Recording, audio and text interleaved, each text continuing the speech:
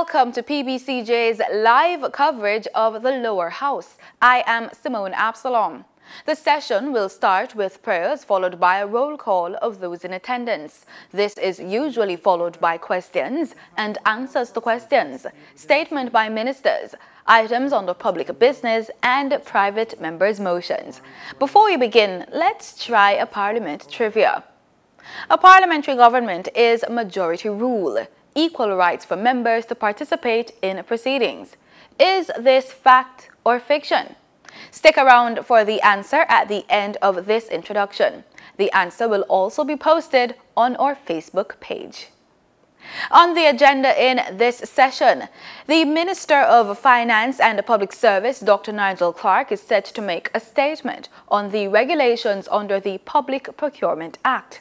With the amendments, the government intends to ensure that at least 20% of the contracts under the new Procurement Act will be guaranteed for local, medium, small and micro enterprises, MSMEs, while another 20% will protect special and differential treatment of other local businesses. These sectoral debates will also continue with presentations from Delroy Chuck, Marlene Malahou-Ford, Anthony Hilton, and Julian Robinson.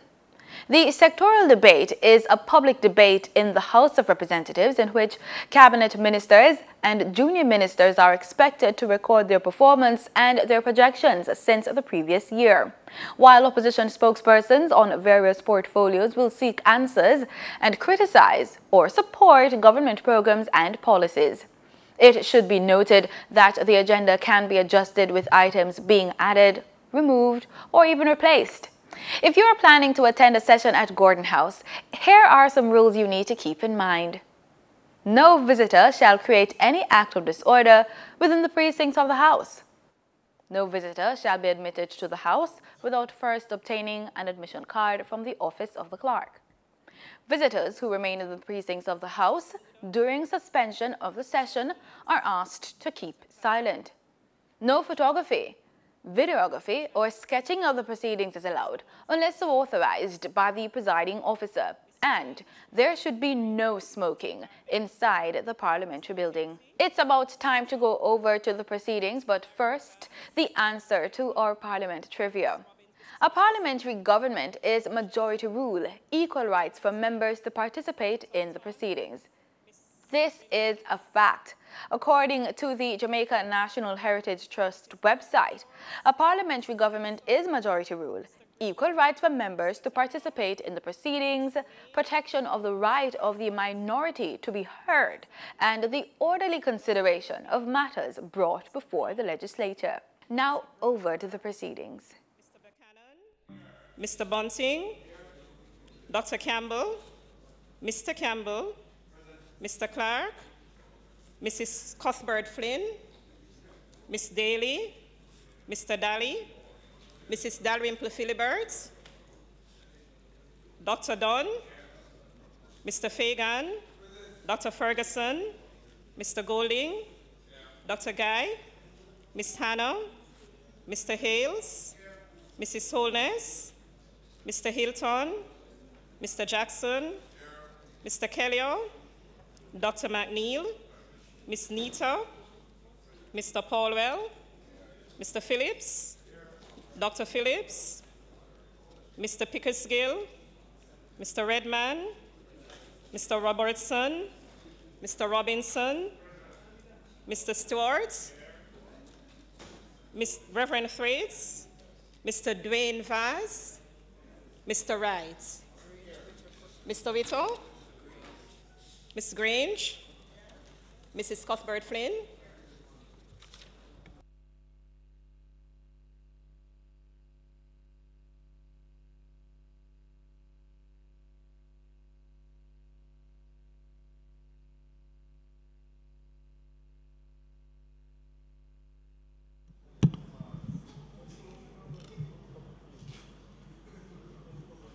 Statements by ministers. Mr. Speaker, we are expecting that the Minister of Finance will be giving a statement, making a statement here in the House, but I would ask that we proceed, and when he arrives, we will ask for a recommittal of the item statement by ministers to permit him the opportunity to make the statement.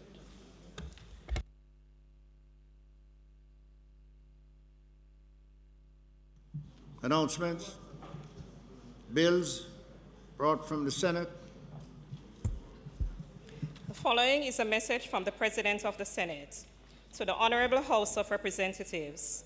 I have the honor to advise the Honorable House of Representatives that on the 11th day of May 2018, a bill entitled An Act to Repeal and Replace the Road Traffic Act to establish the Island Traffic Authority as the authority for the regulation and the control of traffic on roads, to improve road safety and transport efficiency and reduce the cost of administering road transport, to create new categories of driver's licenses and for connected matters, was passed in the Senate with 161 amendments, for which the Honorable Senate desires the concurrence of the Honorable House of Representatives.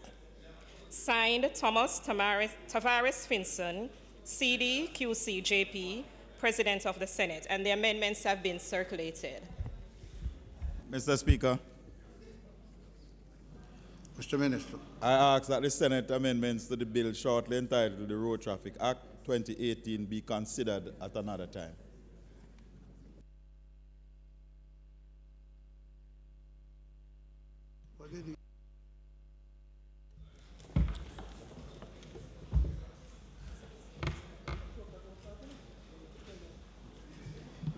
Those in favor? Aye. Those against? Ayes have it. Mr. Speaker, I now ask if we could have a recommittal of the item statement by ministers.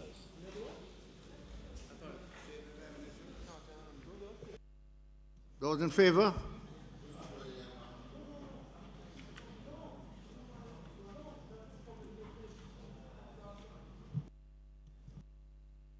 I am taking a vote on this. Those in favor? Those against? As I have it. Minister of Finance, we're making it for you to make a statement.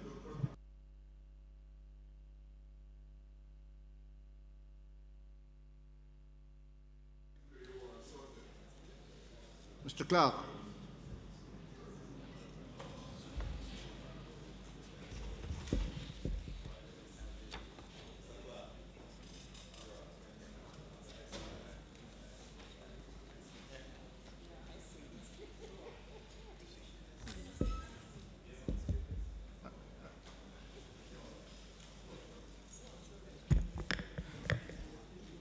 Mr. Speaker, there is a certain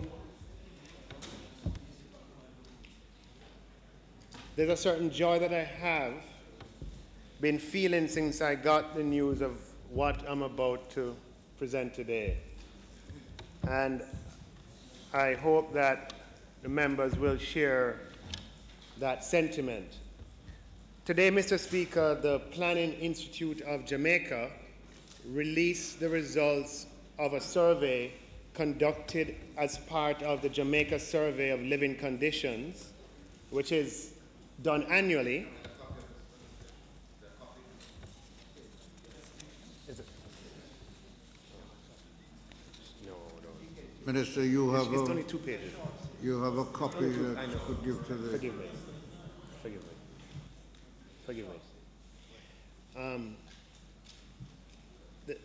Today, the Planning Institute of Jamaica released the results of a survey conducted as part of the Jamaica Survey of Living Conditions, and that is done annually, and that captures data on living conditions. Individual poverty rates are then calculated by the Planning Institute of Jamaica based on consumption data, and this analysis generally covers a 1-year period. Mr. Speaker, the results released by the Planning Institute of Jamaica today show the following. Poverty in an absolute sense, I'll give you this. Poverty in an absolute sense declined from 21.2% for calendar year 2015 to 17.1% in calendar year 2016.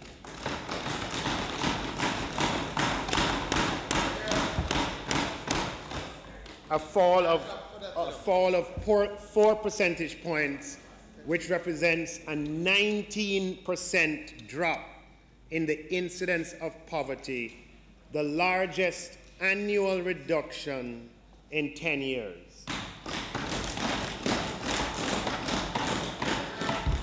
So just for the sake of emphasis, Mr. Speaker, the rate of poverty, the incidence, fell from 21 to 17, and that fall of 4 percentage points represents a 19% drop in the incidence of poverty, which must be considered good news for all Jamaicans and considered good news by all members of this honorable House. The rate of poverty, Mr. Speaker, in 2016 was therefore the lowest since 2009.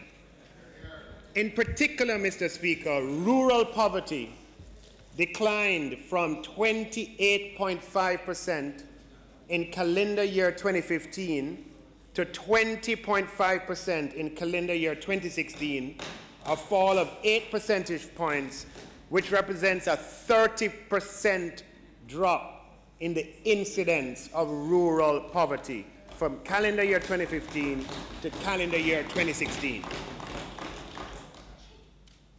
Mr. Speaker, in the Kingston metropolitan area, poverty declined from 14.3% to 11.9%, representing a 17% fall in the incidence of poverty.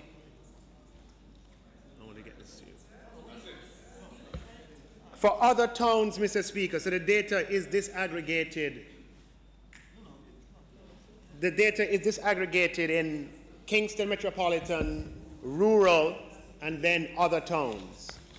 For other towns, Mr. Speaker, there was a slight increase in the incidence from 14.7 to 16, and that is an indicator of the general, from 14.7 to 16 is approximately 7%.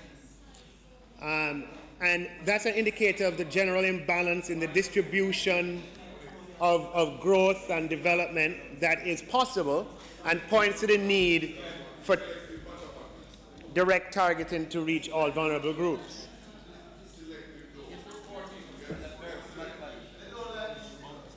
Mr. Speaker, for the overall is 17.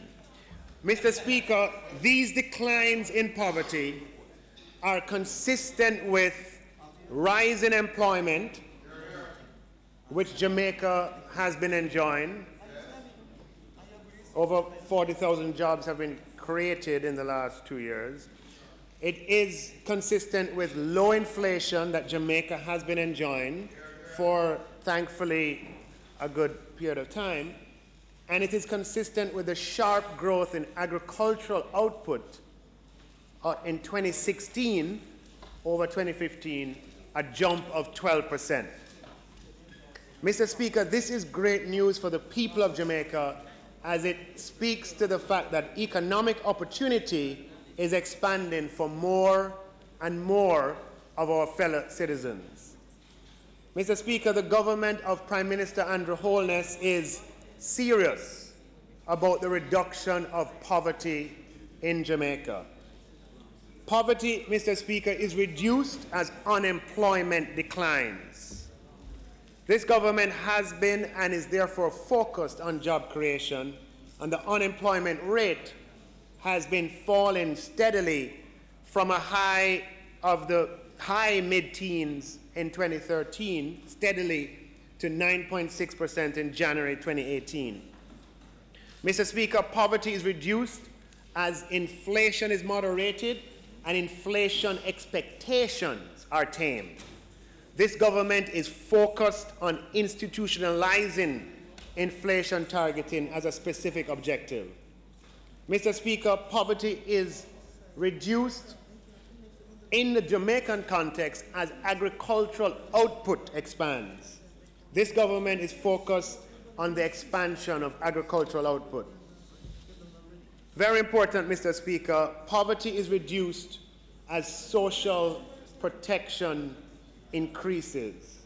And this government, Mr. Speaker, increased the allocation to school feeding and to PATH significantly by 47%.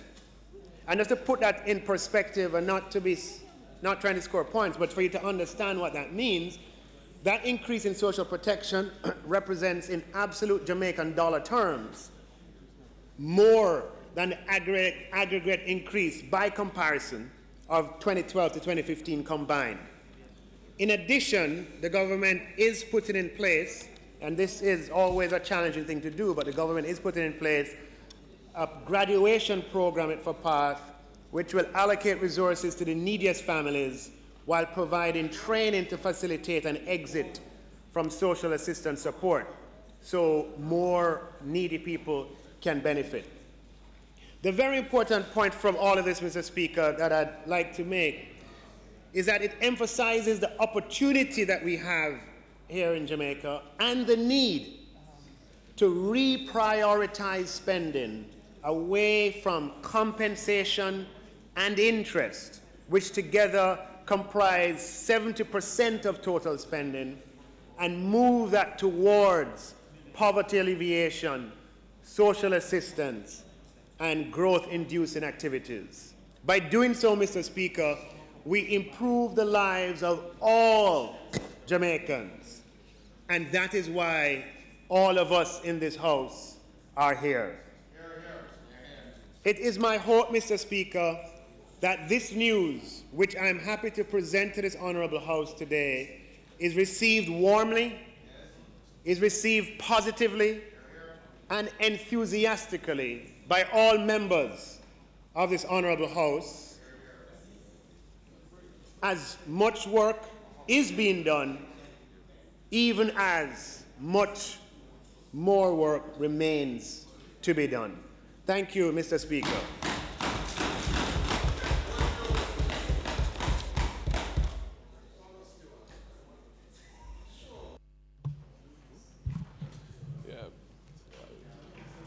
Minister, if we could get a copy of that, with a couple of copies, actually. We'd much appreciate it.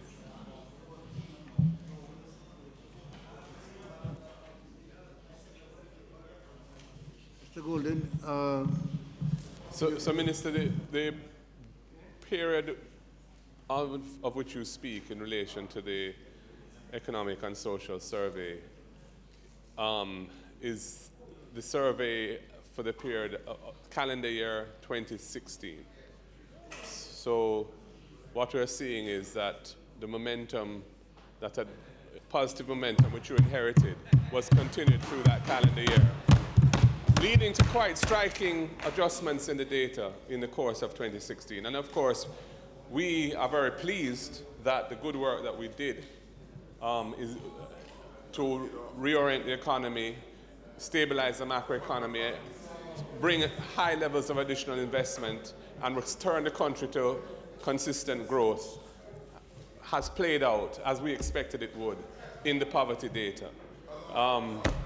We are, of course, disappointed that the 2017 growth numbers were so poor, and we hope that this year we will see a bounce forward back to, and hopefully even higher levels of growth, because we've all been working hard to stabilize the macroeconomy, improve the business architecture, the climate, the ecosystem for business in the country, and we want to see the fruits of that being born.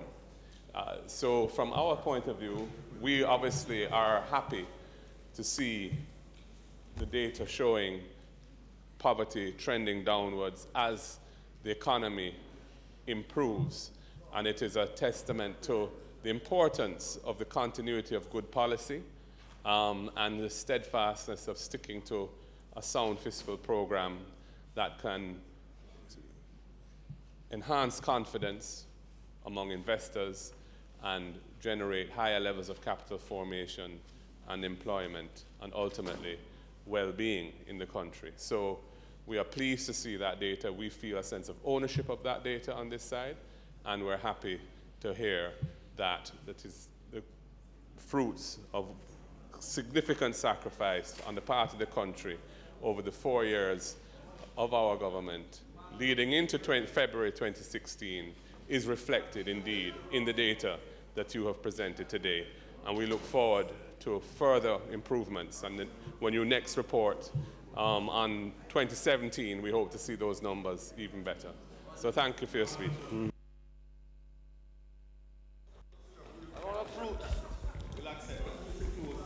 Well, Mr. Speaker, the graciousness of the opposition's comments and are noted. Just to point out that one of the reasons why these data are so important is that you will recall, member, that poverty increased in 2015 over 2014. So we were, to wonder what direction were we really going in. The poverty actually went up in 2015. So the fact that it has come down for the calendar year 2016, of which this government held the reins, is significant, and it's something that we want to support. Now, at the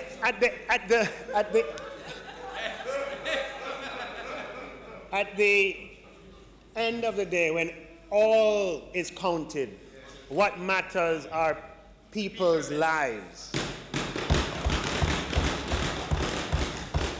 After you account for all of the speeches and all of the numbers are taken into consideration and all the data is produced, it is how people live that matter. So even as we pursue growth and expansion, which we consider an imperative, the ultimate objective is to improve the quality of life. And as long as quality of life is being improved, we have to feel a sense of satisfaction. And quality of life, as measured by the job numbers, is being improved. Jobs are being created at record pace. The unemployment rate is declining with an acceleration that we have not seen in a long time. And that speaks to the quality of life that people are enjoying. The poverty rates, as I described, never, certainly in the last 10 years of data, has poverty declined so dramatically. So even as we want to see expansion as measured by the statistical agencies, we are more interested in improving the quality of lives of the Jamaican people. And quality of life is measured by employment, is measured by poverty, and those are trending, and inflation, and those are trending in the right direction. Thank you. Thank you, Minister. Petitions, papers, reports from committees, notices of motion given orally.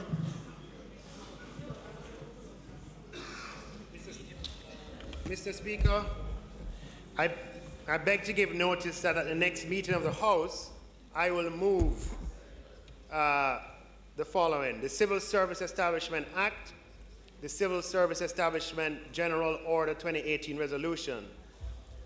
Whereas Section 3, subsection 1 of the Civil Service Establishment Act, hereinafter called the Act, provides that, subject to the Constitution of Jamaica, the Minister may, by order, constitute or abolish offices in the public service.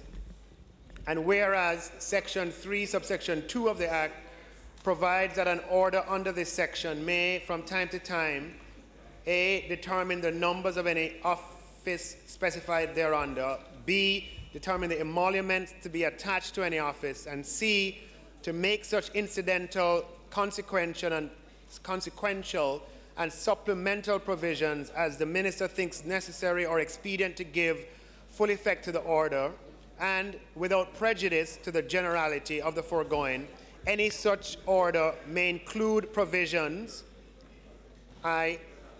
one, making in any enactment regulating the number of offices in respect of which, or the number of office holders in respect of whom, emolument may be paid, such modifications as may be expedient, and amending any enactment relating to the appointment, powers, duties, rights, or liabilities of any officer holding any office specified in an order of bearing the same style and title, and as an officer appointed to any office specified in an order. And whereas Section 3, subsection 3 of the Act provides that an order under Section 3 of the Act shall have effect from such date, not earlier than the first day of February 1976, as may be specified therein. And whereas Section 3, subsection 4 of the Act provides that an order made under Section 3 of the Act shall be subject to affirmative resolution of the House of Representatives. And whereas on the 22nd day of March 2018, the Minister made the Civil Service Establishment General Order 2018, now, therefore, be it resolved by this Honourable House as follows. 1. This resolution may be cited as a Civil Service Establishment General Order 2018 resolution. And 2. The Civil Service Establishment General Order 2018, which was laid on the table of the House on the 1st of May 2018, is affirmed.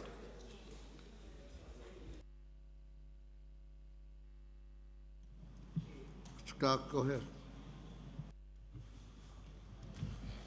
Mr. Speaker, I beg to give notice that at the next sitting of this House, I will move the resolution.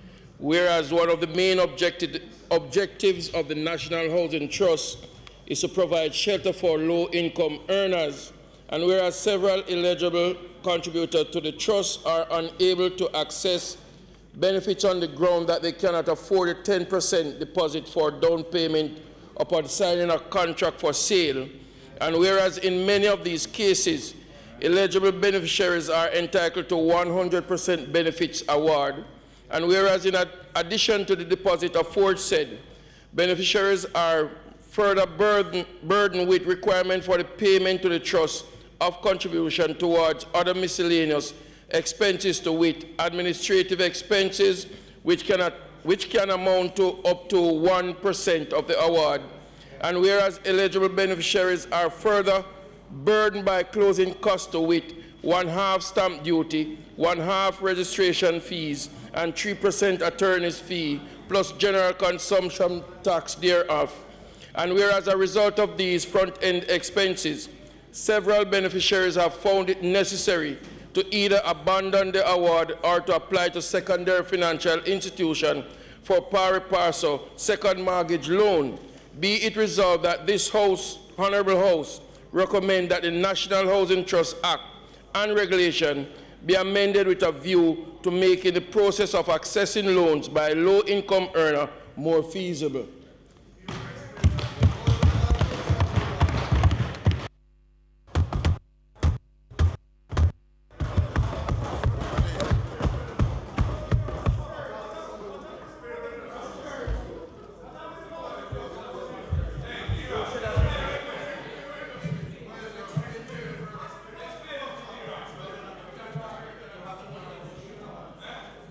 Questions and answers to questions. Mr. Fagan. Mr. Fagan.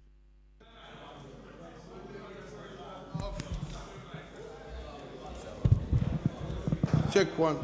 Yes, Mr. Speaker, I beg to give notice that on the expiration of 21 days, I will ask the Minister without portfolio in the Ministry of Economic Growth and Job Creation and Leader of the House the following question.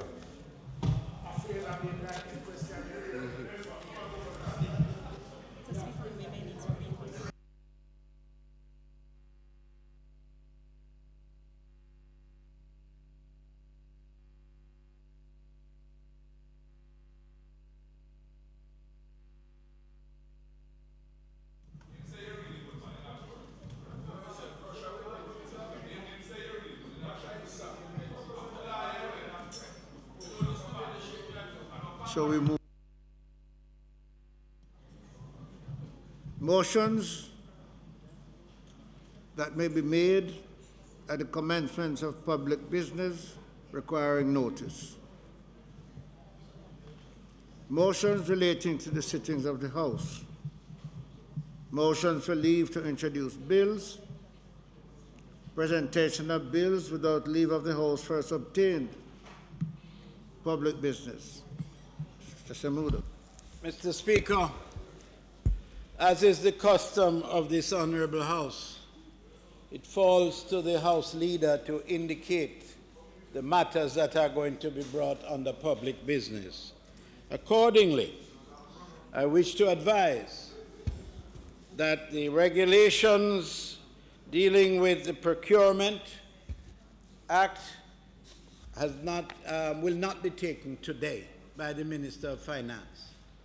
In addition, it was noticed that the Attorney General would make a presentation today. Unfortunately, she is not in a position so to do, which has nothing to do with her level of preparation, but matters that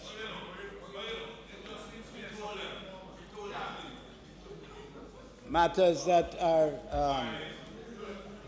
order, please. Matters that are unrelated to the function that she would perform today. She will be making her presentation at an appropriate time. But today we are going to hear from, starting with Minister of Justice, Minister Delroy Chuck. He will be followed by the opposition member with responsibility for trade, Mr. Hilton, and finally by Mr. Member of Parliament for Southeast St. Andrew, Member Julian Robinson. Those are the presentations that are going to be made today. It's withdrawn. It's not going to be held. It wasn't here. Minister Chuck. No, but you want to? No, Nigel want to withdraw. Are you? Minister Chuck.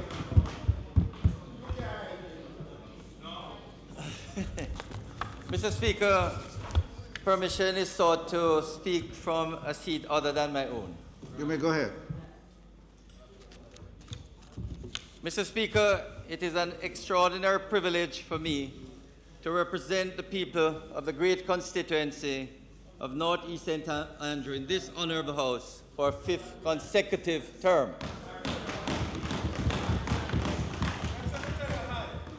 I start, though, Mr. Speaker, by thanking the Almighty for keeping me safe and in fairly good health over these 5 terms. Mr. Speaker, I thank the voters of North East St. Andrew for the confidence they continue to repose in me to represent them in this honorable House. And quite a few of them are here, Mr. Speaker, representing the constituents. Many more would be here, but they're working because prosperity is coming to St. Andrew Northeast.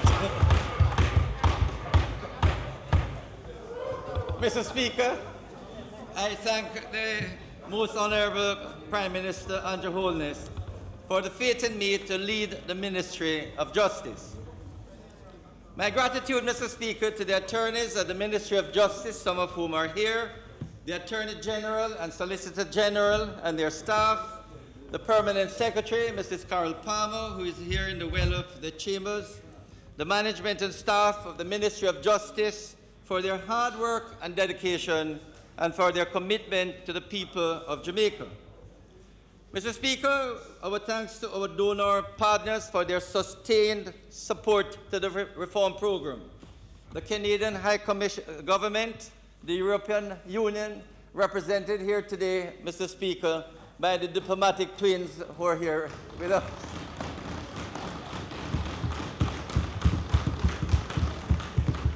the U.S. government and the United Kingdom, different arms of the United Nations, and the Inter-American Development Bank.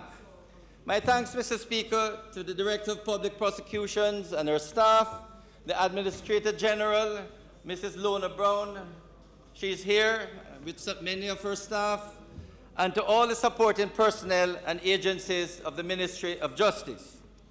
Finally, Mr. Speaker, but by no means least, to my family for the years of unwavering support and personal sacrifices they make as I pursue the time-consuming work of representational politics and my work as a cabinet minister.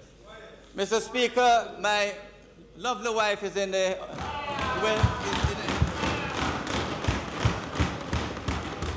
Only last month, Mr. Speaker, we celebrated our 40th wedding anniversary.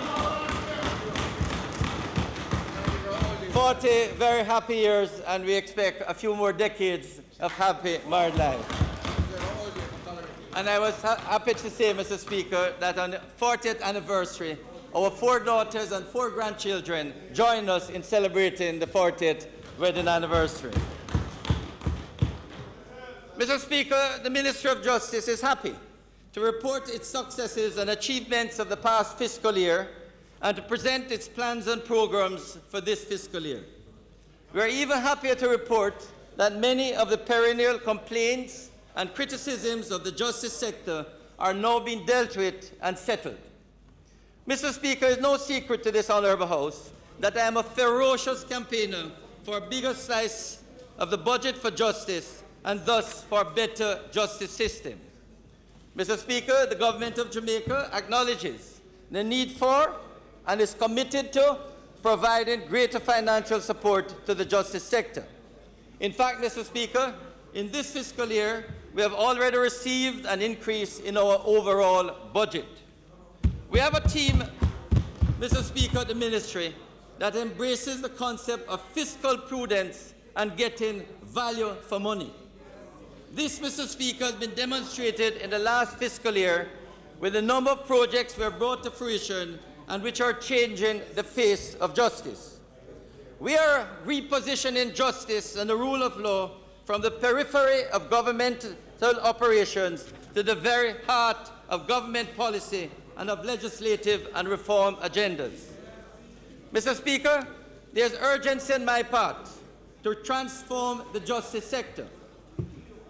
Mr. Speaker, I have told my ministry that I am a man in a hurry and have put the ministry on fire. Mr. Speaker, justice is on a roll.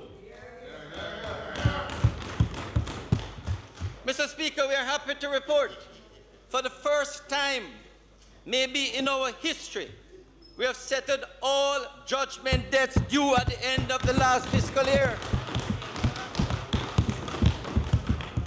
Mr. Speaker, thanks to the Ministry of Finance, my good friend Favour, and before the present Minister of the Show, Favour Williams, they provided $1,309,790,000 for us to settle 303 matters. Mr. Speaker, all matters submitted from the Attorney General's chambers were paid up. Mr. Speaker, a year and a half ago, when I came to this House and as Minister, there were attorneys here in this House and across Jamaica calling me, asking me if I can help them to get their judgment debt settled. They don't need to call me any longer, Mr. Speaker. We have paid up all settled debt. And indeed, Mr. Speaker, up to Friday last week, Friday the 18th of May, we were able to pay up all the settled debts, 56 of them, paying over $78 million. So we owe nobody anything. This ministry is proud to say that all the judgment debts have been paid up. This is a signal achievement, Mr. Speaker, that we hope to sustain. Indeed, Mr. Speaker, during the last fiscal year, we disbursed compensation to 418 persons affected by the May 2010 operations in Western Kingston. The ministry paid out $55.84 million to victims directly and transferred $134 million to the Administrator's General Department to compensate the estates of deceased persons.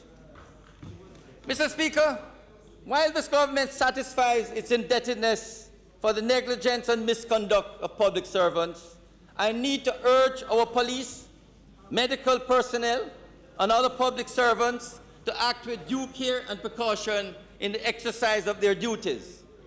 The Ministry of Justice, Mr. Speaker, did not incur these debts, but it has to satisfy them from its budgetary allocations.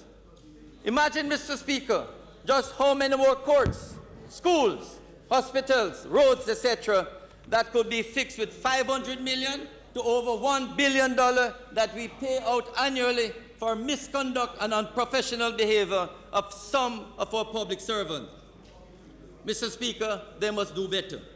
For example, Mr. Speaker, in one instance, a police officer negligently seized an aeroplane in 1995. And last year we had to pay out $2 million United States dollars, over $250 million Jamaican dollars in judgment debt because a plane was negligently seized in 1995. Mr. Speaker, I can also report that all the lawyers who engage in legal aid representation and submitted their bills at the end of the last fiscal year have been paid.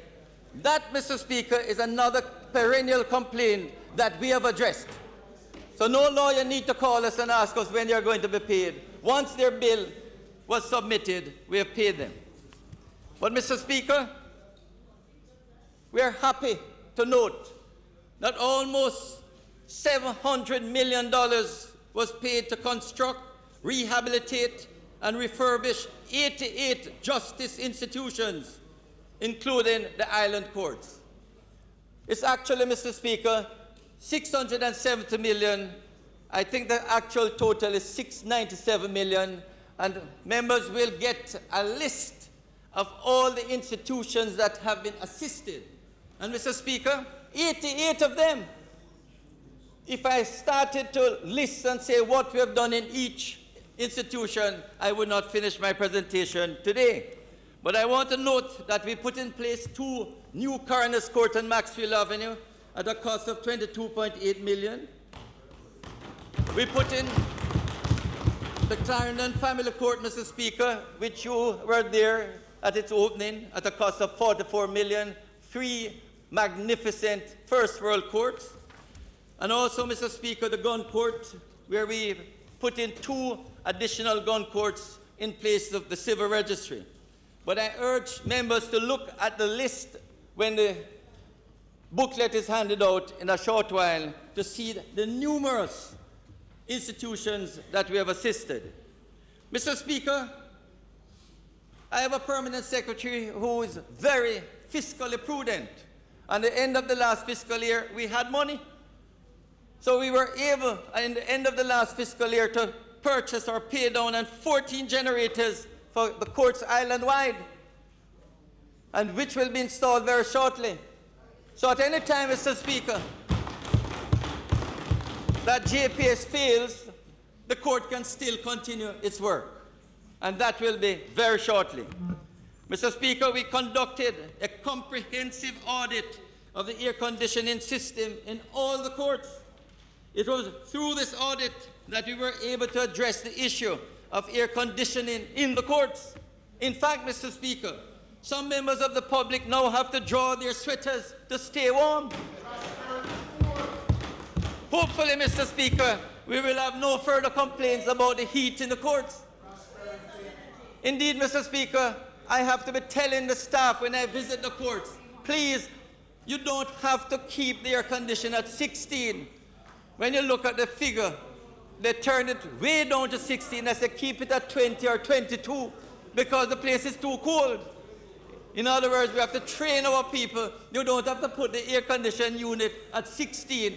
If you leave the temperature at 22 degrees centigrade, you will still be comfortable.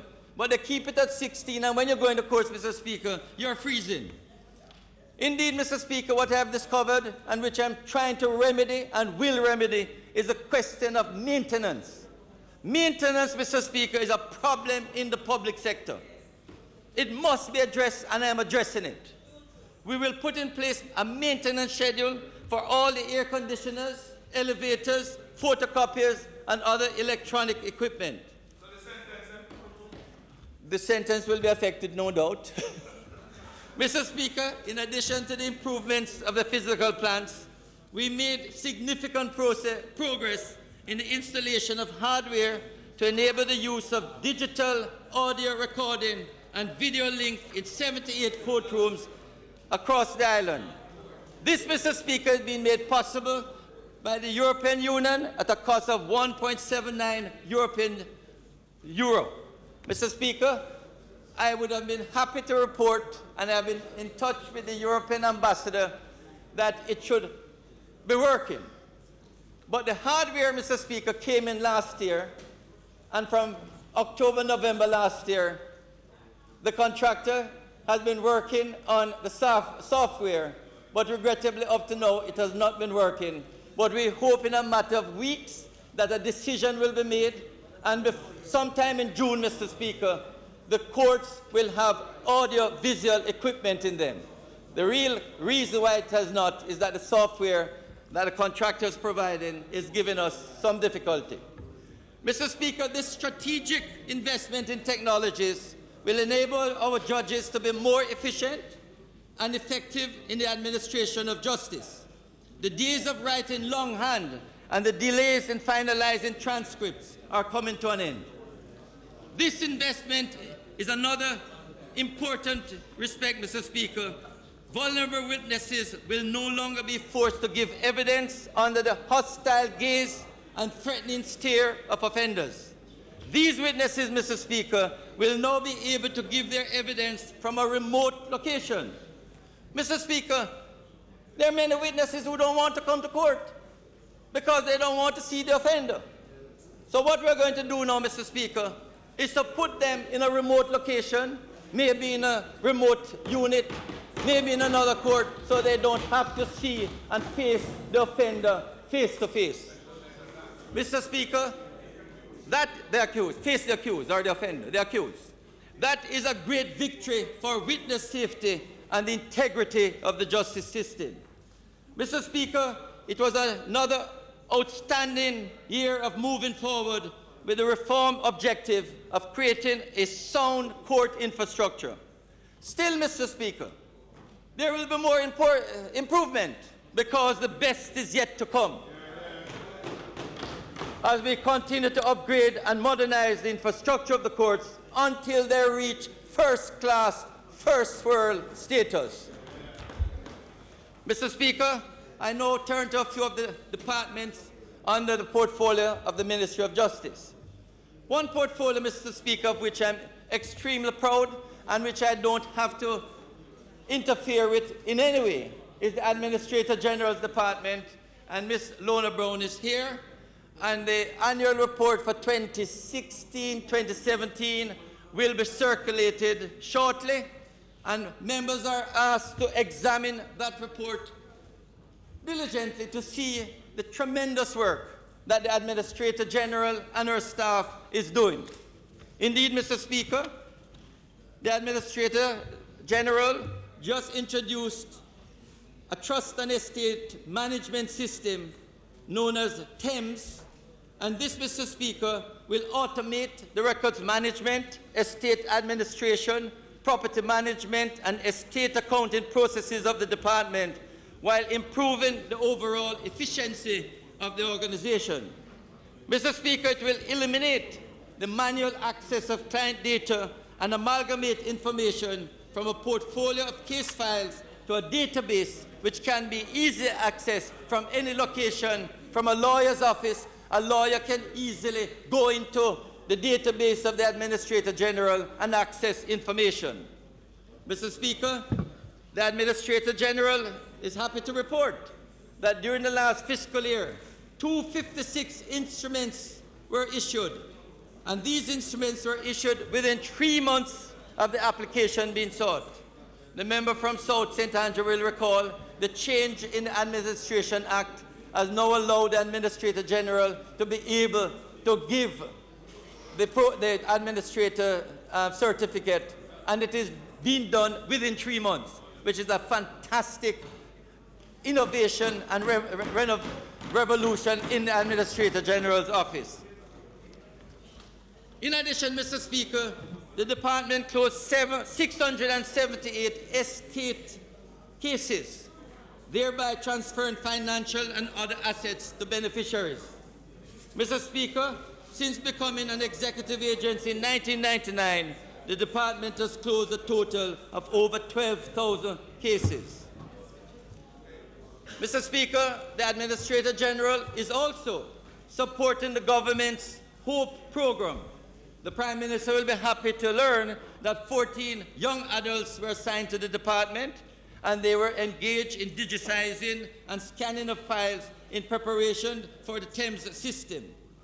Mr. Speaker, these young people are engaged in digitizing the records of the Administrator General, and in the last fiscal year, they did 759 estate files, scanning 152,000 pages.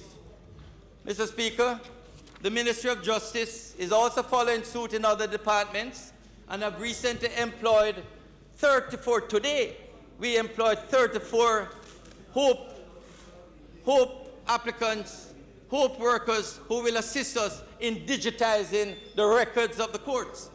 Because as the member from South St. Andrew will know, and many persons will know, when you go in the courts, many rooms are occupied with files and records and documents. And if we digitize them, which we hope to do over the next 2 to 3 years, huge space, twice the size of this Parliament, will be opened up that can be used as offices or for even courtrooms in some areas. So, Mr. Speaker, that work continues. Mr. Speaker, the Legal Reform Department continues to provide the GOJ with excellent legal research and sound guidance on legislative reform.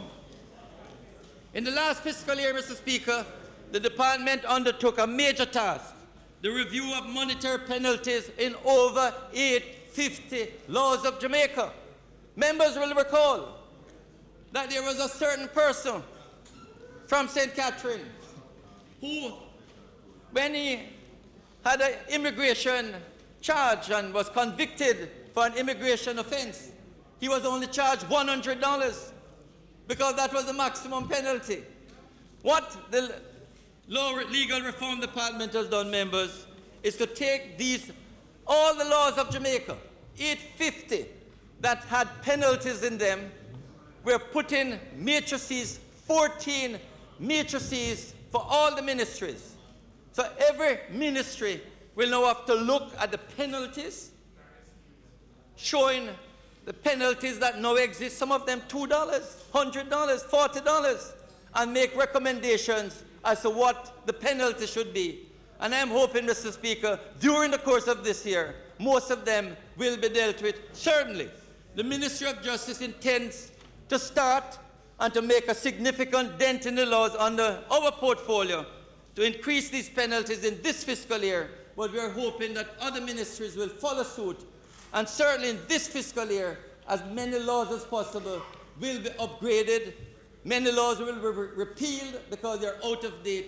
And so 800 laws, Mr. Speaker, that the Legal Reform Department dealt with during this fiscal year are being examined, and we hope that they will be upgraded and renewed in terms of the penalties during this fiscal year. Mr. Speaker, the Office of the Director of Public Prosecution have made requests to the ministry. We have satisfied most of the requests that they have made to us.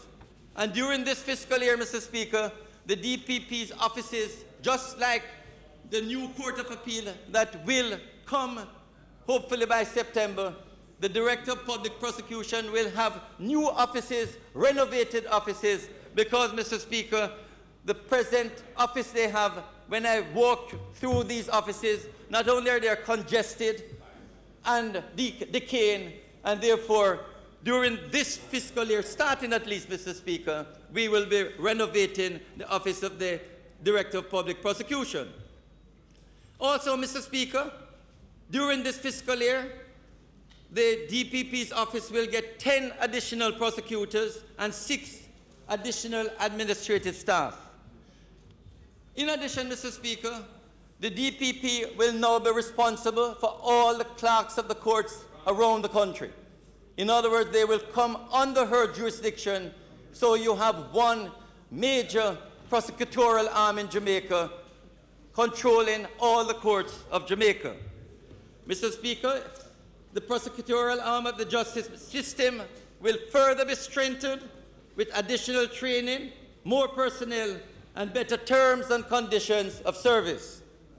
Mr. Speaker, many laws are drafted and many persons do not know how they are drafted. It is the Office of the Parliamentary Council that is responsible for the drafting of the laws. And Mr. Speaker, during this fiscal year, the last fiscal year, we undertook to strengthen this department. Mr. Speaker, with the help of the Department for International Development of the United Kingdom, DFID, a management consultant was engaged to assess the deficiencies in the office. Out of this assessment, Mr. Speaker, improvements were made and the quality and quantity of legislation has improved significantly. Mr. Speaker, in the last fiscal year, 42 pieces of legislation were completed, and that office continues the significant work it is doing. And during this fiscal year, Mr. Speaker, with an improved Office of Parliamentary Council, we are going to see better and more legislation churning out of that office. Indeed, Mr. Speaker, the Ministry of Justice tabled and passed 8 laws in this Parliament that were beneficial to the general social order of our country. The Children, Guardian and Custody Amendment Act 2017 to give effect to the Hague Convention and the civil aspects of international child abduction, 1980. The Arbitration Act 2017. The Plea Negotiations and Agreements Act 2017. The Integrity Commission Act, which is now operating, Mr. Speaker, and is now out of the Ministry's portfolio. We were able to have the single body as an Integrity Commission. The 5 commissioners were appointed during the last fiscal year. We have the Criminal Justice Administration Amendment Act and Indictment Acts 2018, amongst many of the pieces of legislation that were passed, and also the Trafficking in Persons Prevention, Suppression and Punishment Amendment Act and the Child Care and Protection Act 2018 to enable trafficking offences to be tried before a judge of the circuit court, sitting without a jury and without preliminary examinations or committal proceedings being held, and to increase the sentence for child trafficking. Also, Mr. Speaker, we passed the Justice of the Peace Act and the renaming of the Court of Petty Sessions to Lay Magistrates Court. Mr. Speaker, when we turn to the capacity building in the courts, I can say we are on a roll as we progressively build capacity in the court system and amongst stakeholders with a vested interest in improving the administration of justice in Jamaica. Mr. Speaker, during the last fiscal year, the judiciary, with support from the Ministry of Justice, through the Justice Undertakings for Social Transformation, the JUST program, benefited from training conferences and from the development and launch of statistics, case progression officers, and customer service manuals. Our partners, the Canadian government, the EU government, the British and United States government, have provided invaluable training for our judiciary, prosecutors, and other court staff. Mr. Speaker, we are deeply indebted to our international partners, and that is why I'm so happy that they're here with us, so you can hear my public appreciation of the tremendous input that you have in the justice system. Mr. Speaker, as I speak, there's currently a criminal justice specialist assisting with the backlog of cases in the corporate criminal court. This is being sponsored by the United States government. Mr. Speaker, Chief Justice Zayla McCalla demitted office in January 2018. and under her able leadership, significant reforms begun. The new Chief Justice, Honorable Mr. Justice Brian Sykes, has shown his commitment to continue the transformation of the justice system, and under his leadership, we are confident that the country will see a more timely resolution of cases at all levels of our court system. Mr. Speaker, I must commend the President and other members of the Court of Appeal, the Chief Justice, former Chief Justice Zayla McCullough, and the Present Chief Justice, Honorable Brian Sykes, and judges of the Supreme Court and parish courts, the lay magistrates, for their sterling contribution to the preservation of justice. Many, Mr. Speaker, work beyond the call of duty, but even more is expected. Mr. Speaker, we have an establishment of 12 appeal court judges plus the President, 40 Supreme Court judges plus the Chief Justice and a senior puisne judge, 8 masters in chambers, and 70 parish court judges. Yet, Mr. Speaker, regrettably, there are 6 Court of Appeal judges, vacancy for 6 Court of Appeal judges, vacancy for 9 Supreme Court judges, 4 masters in chambers, and 12 parish court judges, which really, Mr. Speaker, should be filled. The truth, Mr. Speaker, is that some are acting in these posts, and also it may be the fault of the Ministry of Justice to date that more space is not provided for them. But certainly in the respect of the Court of Appeal, work has started and instructions have been given to the contractor that they have to work 24 hours per day, because in September we want those courts ready. And so, Mr. Speaker, I'm happy to report that the work in the Court of Appeal is going extremely well. I go there regularly to see that it is going on. I can't say I go at 2 and 4 in the morning, but I understand that work is continuing early in the morning because they have to deliver the 3 Court of Appeal by August so that the Court of Appeal can move over. And when it does, Mr. Speaker, we are going to have 5 Court of Appeals, 5 courts. And even though we will only have 13 judges, we hope that the retired judges, when the law is changed to allow retired judges to sit on an as-needed basis, that more panels can be sit, because the backlog is growing in the Court of Appeal. And that is where, Mr. Speaker, we must address some of the problems, and I'm hoping that from September this year, that more cases in the Court of Appeal will be disposed of. Mr. Speaker, this present Chief Justice has said, and in meetings with him, that he really wants to revolutionize the technology in the court system. And this ministry, and the Permanent Secretary in particular, and myself, we are willing to change the budget this year to refocus on assist the Chief Justice and the court so they can satisfy the needs in the court and to upgrade the courts. Because, Mr. Speaker, I would like the court to start working towards a technology to provide a paperless court system in the next 3 to 5 years. Mr. Speaker, we are committed to provide the resources to ensure a timely delivery of justice. So, Mr. Speaker, during this fiscal year, I have asked the Chief Justice to let me know how we can manage to deal with 2 low-hanging fruits. Probates and divorces should be done in 3 to 6 months. And I've said to the Chief Justice, please let me know what resources you need so that I can come back to Parliament later this year to report that divorces and probates are now being done in under 6 months. That is a goal, Mr. Speaker, that we hope can be achieved. Because, Mr. Speaker, it is simply outrageous that when our citizens seek justice and when they access in the courts, their matters are delayed for years. Which means, Mr. Speaker, that justice is being denied, especially when they are being inordinately delayed. Mr. Speaker, only last week, a constituent called me to say that a case of his, or a friend of his, was put off And you know when the trial has been set now, Mr. Speaker, in the year 2022.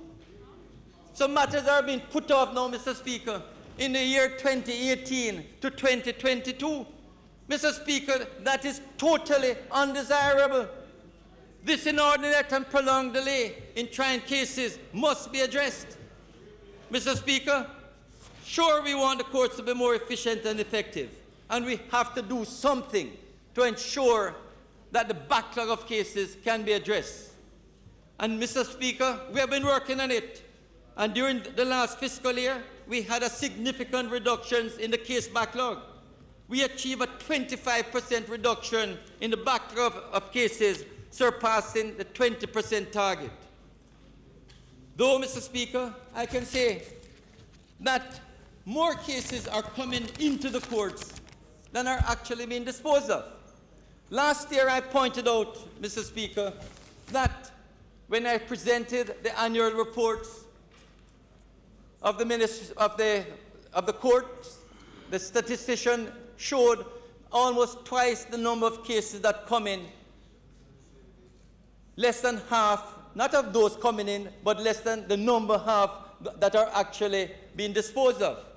Mr. Speaker, I have not had a chance to read the first quarter, which will be presented soon, of the statistician report for the Hillary term of the Supreme Court.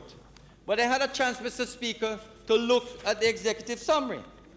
And here, Mr. Speaker, a total of 3,454 new cases entered the Supreme Court across all divisions in the Hillary term, while only 1,592 cases were disposed of. It means that less than half, not the same, but 1,592 of previous cases being disposed of. But in a year, 3,500 cases are coming in, which means that we are going backwards in terms of cases being disposed of in the Supreme Court. And I reckon that this is so in some of the parish courts. What is more, Mr. Speaker, the statistician is now doing a marvelous job. And earlier this year or last year, in the report, I noted that there was a probate case that was completed last year after 39 years. That was in the last annual report. In this quarter, Mr. Speaker, he reports that a civil case, the oldest matter was a civil case, which saw a 21-year-old matter being disposed of. 21-year-old. And yet, although, Mr. Speaker, many matters are being disposed of in less than 6 months, no matter in our courts should last this long, 21 years. None should last more than 2 years, Mr. Speaker, and that is certainly what we are trying to achieve. Indeed, Mr. Speaker, the Chief Justice has intimated the need to have guidelines and time standards for court matters. I fully support the Chief Justice in these objectives. If matters are to be dispensed in a timely manner, then, Mr. Speaker, we need to think outside the box. We may need to have more night courts, more part-time judges, more mediation, and yes, Mr. Speaker, more investment in the justice system, and it will come. The people of Jamaica deserve better, and they will get better. Our courts must now become truly temples of justice and excellent service centers. When our people visit the courts, Mr. Speaker, whether voluntarily or involuntarily, they must be treated in a dignified and humane manner. Our courts must now send the signal, right signal, that justice can be accessed and delivered in a civil and timely manner. And indeed, Mr. Speaker, only last Thursday, the Chief Justice, the Canadian High Commissioner, and myself were at the Sutton Street Court to highlight the importance of customer service. And the Chief Justice, Mr. Speaker, pointed out to the staff that when people come to the court, they expect good service, not only legal service, not only the provision of judicial service, but at the counter where the clerk has to deal and has face-to-face with the citizen, we need good customer relations. And I'm happy, Mr. Speaker, to see the Chief Justice driving this customer user-friendly relationship in our courts. And on Saturday, Mr. Speaker, I again was with the Chief Justice where we were addressing data collection personnel and indicating the importance of proper data collection so that the performance of judges, of courts, and of the justice system can be properly measured. And interestingly, Mr. Speaker, the Chief Justice pointed out, and he told the judges and the court administrators that notwithstanding the limited resources, and until more resources come from central government, much more can be achieved with strong leadership and sound management. And Mr. Speaker, this is demonstrated in many departments such as the Administrator General, such as the Ministry of Justice. Strong leadership, sound management can achieve a lot. And I say, Mr. Speaker, that must also happen in the courts. And members and the public know I'm a strong critic of the judges and of the court system. I don't mean badly, Mr. Speaker. But as Lord Atkin in a great case Ambard and the Attorney General of Trinidad and Tobago said, justice is not a cloistered virtue. She must be allowed to suffer the scrutiny and outspoken, even though respectful opinion of ordinary men. And I say, Mr. Speaker, that this Parliament, this Cabinet, Prime Minister, and this Minister, when we speak and criticize, we mean that we want improvement. We need good management, good leadership right across every sector of Jamaica. And I'm glad, Mr. Speaker, that we now have a Chief Justice that is leading the charge for change, that is leading the charge to transform the system of justice so that justice can be delivered in a timely, reasonable, civil, friendly manner in our courts.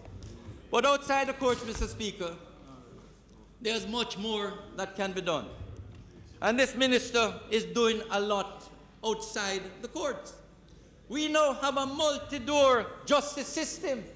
Justice is not only being done in the courts. Justice, Mr. Speaker, is now truly within the reach of every Jamaican. We're providing legal services and access to justice in every nook and cranny, across every byway and highway, and in every community and parish of Jamaica. Mr. Speaker, we are on a roll with the creation of a multi-door justice system, which places a stronger focus on pre-trial diversion through restorative justice practices, mediation, and child diversion. Mr. Speaker, we don't even expect people to come to lawyers and come to MPs for justice. We have to take justice to them. And this is where we're going, up the hills and valleys. We are going to take it. So, Mr. Speaker, it is toward this end that we have established justice centers to provide a one-stop shop for some justice services. The centers, Mr. Speaker, are well utilized for restorative justice conferences and for providing information about justice services. They will operate under the patronage of the custodies and accept referrals from courts, schools, and communities. A database of justices of the peace who have been trained in alternative dispute resolution mechanism will be kept and maintained at these justice centers. Mr. Speaker, we have increased access to justice services with the establishment of 2 new restorative justice centers in Denham Town and Tivoli Gardens. So far, we have put in 5 parish justice centers, 2 of which were opened in the last fiscal year. And in this fiscal year, we want to open 1 in Spanish Town, 1 in Mandeville, 1 in Santa Cruz, and 1 in Stony Hill. Because, Mr. Speaker, we want these justice centers are really serving a good purpose. St. Thomas is coming up, but it may be in the next fiscal year. Mr. Speaker, we sensitized during the last fiscal year 8,335 persons in restorative justice practices. including 653 justices of the peace. We facilitated 309 restorative justice cases, of which 289 were finalized. We provided mediation training for 547 justices of the peace. We now await, Mr. Speaker, the child diversion bill to be passed in the upper house. It was passed in the lower house, so we can continue to build the infrastructure for the implementation of child diversion services. And, Mr. Speaker, we continue to develop the capacity of restorative justice in the schools. Because, Mr. Speaker, it is in the schools that we're getting a lot of conflicts. And our aim is to train at least 3 restorative justice facilitators in every school. At least 3 in every school, so that they can assist in the dispute resolution that occurs so regularly in the schools. Mr. Speaker, we have the firm conviction that if we increase the restorative justice capacity in the education system, we will be able to save an entire generation from going down the road of aggression, reprisal, hatred, and violence. Mr. Speaker, Jamaica cannot afford to lose the fight for peace in our land and thwart the realization of our goal to make Jamaica secure, cohesive, and just. In addition, Mr. Speaker, to the services provided at the justice centers, the Ministry of Justice also continued to provide important services such as expungement of criminal records and issuance of marriage licenses. These services are well utilized by members of the public, Mr. Speaker. During the last fiscal year, 1,027 criminal records were expunged and 10,690 marriage licenses were issued. Now, these are mainly licenses where people come for destination weddings. I never knew so many we did, member of Minister of Justice. But it seems like Jamaica is a marriage destination. Almost 10,000 marriage licenses. And these are mainly tourists coming here to get married. Mr. Speaker, we are leaving no one behind. Justice is on a roll in the valleys and across the hills of Jamaica. Our mobile justice unit is taking justice into hard-to-reach communities, providing legal service and assistance to the poor, powerless, and marginalized. Mr. Speaker, the one mobile unit we have 1,124 persons were assisted by the mobile unit during the last fiscal year, going across communities in Jamaica. And the people are so happy with these mobile units, Mr. Speaker. We are going to get 2 more.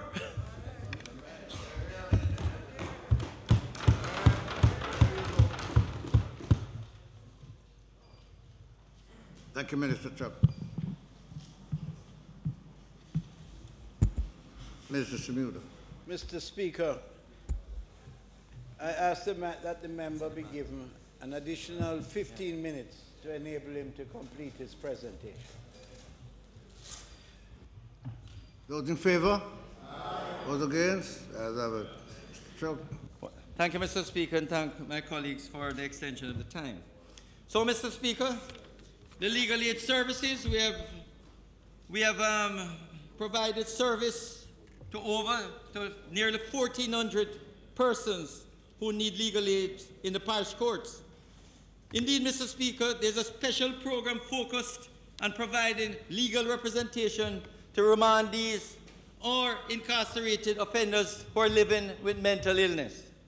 And Mr. Speaker, here again I want to thank my good friend, the new Canadian High Commissioner, who is we have put in a request for the 2 additional mobile units, and we are going to get these 2 additional mobile units, thanks to the Canadian government.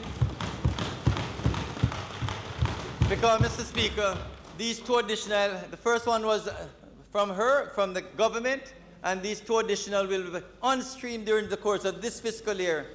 So what it means, Mr. Speaker, is that any community can invite the Ministry of Justice to send the mobile unit to the church fair, to the school, or to a community fair, to a community corner, and they can go in and meet a lawyer too and get legal advice, legal assistance. So, Mr. Speaker, 3 mobile units may depend, but not necessarily, because we have a legal aid, persons who they can be, if we see that the matter has to be in court, then they are referred for legal aid representation.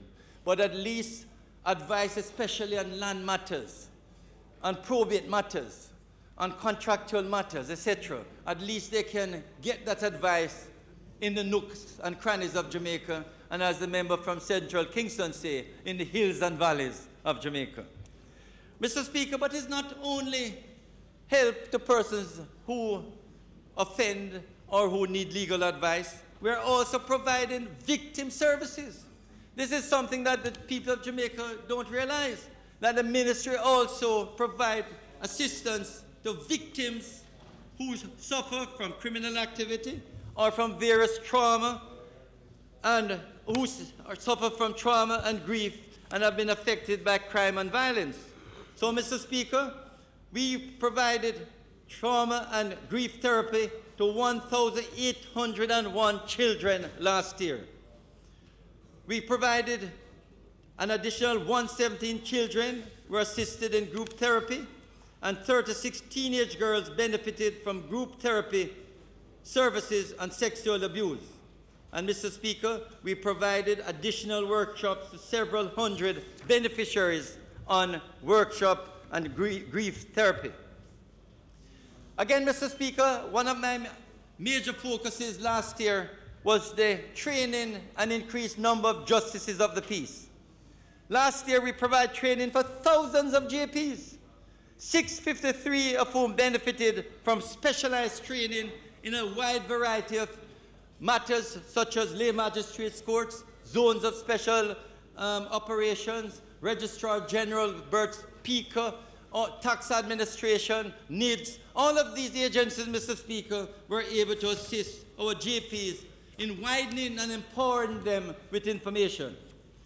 In addition, Mr. Speaker, we facilitated the commissioning of 830 JPs during the last fiscal year to bring the number of JPs in the island close to 8,000 JPs. And, Mr. Speaker, while I'm there, I would like to see new JPs of at least 1,000 be increased across the parishes. JPs serve a very valuable and important function. The most important consideration is that we get quality people. And when I say quality people, Mr. Speaker, I mean honest, hard-working persons willing to give their service voluntarily. And we have to be careful, and I tell the custodians, Mr. Speaker, be careful. Not everybody who comes and wants to be a JP should be accepted. And we put in the act that those JPs who act inappropriately and inconsistent with the behavior of a JP will be decommissioned, and should be if they do. Mr. Speaker, in the past fiscal year, we were on a roll. This year, Mr. Speaker, we not stop at all. The expansion of the Court of Appeal I mentioned, Mr. Speaker, will become a reality. 15 judges' chambers will be put, plus an expanded registry at a cost of $846 million. We will amend the Constitution, Mr. Speaker, with the support of members of Parliament for retired judges to sit beyond age 70 on an as-needed basis. Mr. Speaker, a standard document and a 5-year plan to guide the development of the physical infrastructure for the justice sector and the procurement of furniture and equipment will be developed. Mr. Speaker, this will be a significant development, as that document will guide the infrastructural agenda for the fiscal year 2019-2020 to 2020-2021. Mr. Speaker, this country will witness the new face of justice when we start to design and hopefully construct new judicial complex.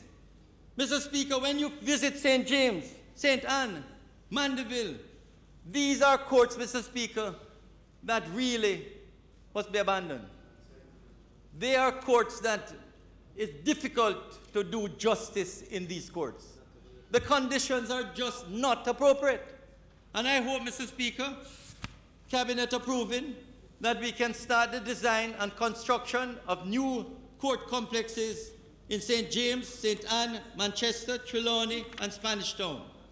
Plus, Mr. Speaker, we hope to establish 5 family courts, and this is important because my good friend again, the European ambassador, has imposed on us that we must have at least one new family court every year. We did one in Clarendon, Chapelton Clarendon, and we are going to do one during the course of this year in Spanish Town, at least one more. Mr. Speaker, there will be mobile courts for vulnerable witnesses, as I pointed out, and the unit has already been purchased. Witnesses, Mr. Speaker, as I indicated, will be able to give evidence from remote locations. So there's no need now for witnesses to travel all over the island.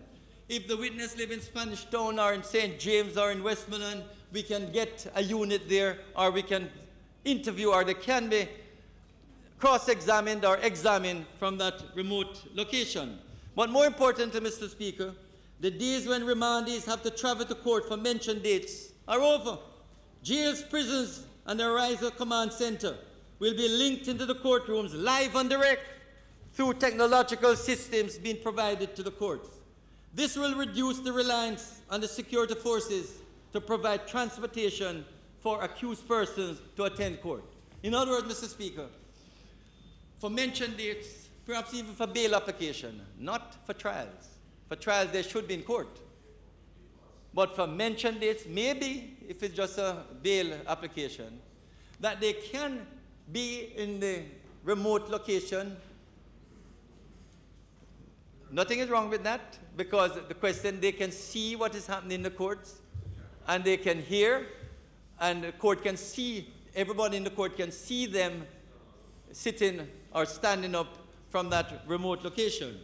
That members will save the security forces an enormous amount of money and challenges, because the operation to get accused persons from the jails to the courts, and the operation to the administrative challenges to put them.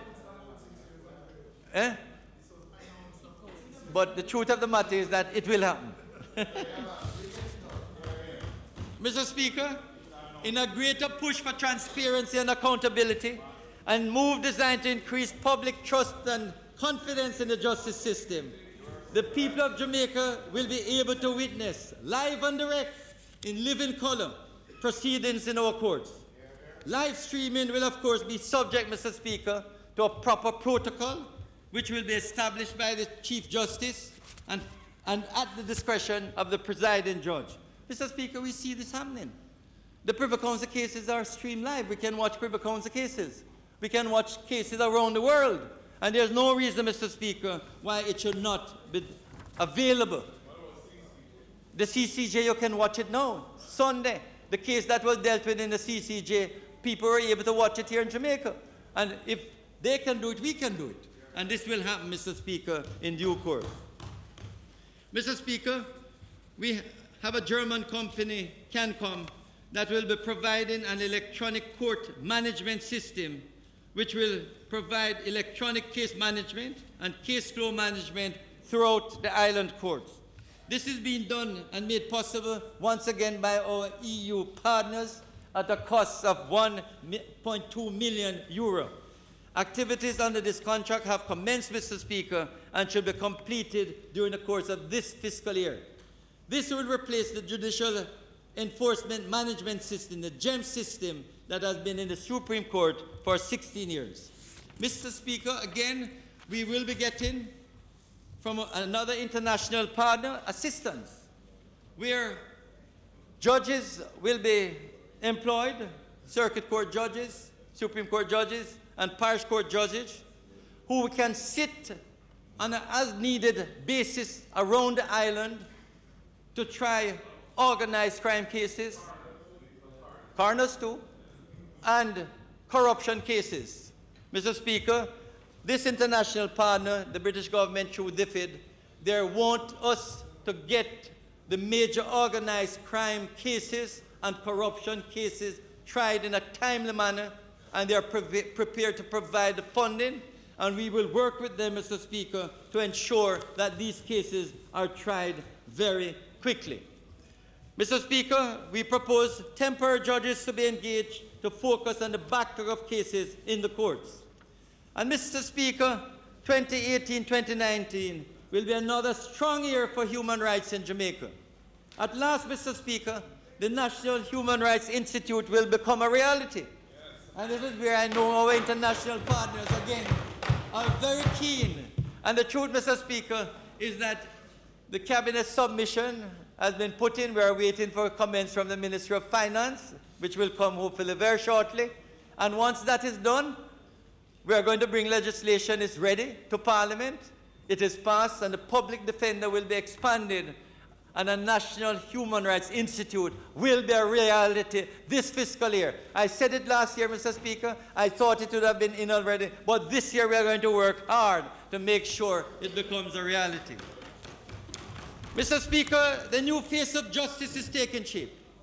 Justice is now within the grasp of every single Jamaican, irrespective of their station in life, whether they're uptown, downtown, around town, rural, urban, rich, poor, man or woman, child or physically challenged. Mr. Speaker, this government is committed to achieving another unfinished agenda for independent Jamaica, and that is justice for every Jamaican. Mr. Speaker, we are on a roll, and we are not stopping. This year, Mr. Speaker, we are ready for takeoff to better justice facilities, more technology in the courts, more cases being completed, greater trust and confidence in the justice sector, and a justice system, Mr. Speaker, of which all Jamaicans can start to accept and admire. This is the justice system, Mr. Speaker, that we are working towards, and with God's help and the help of all Jamaicans, we will achieve. I thank you.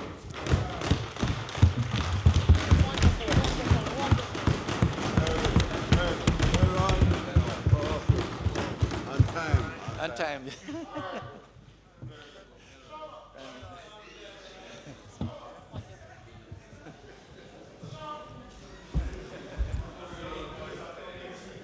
Minister Samuda. Mr. Speaker,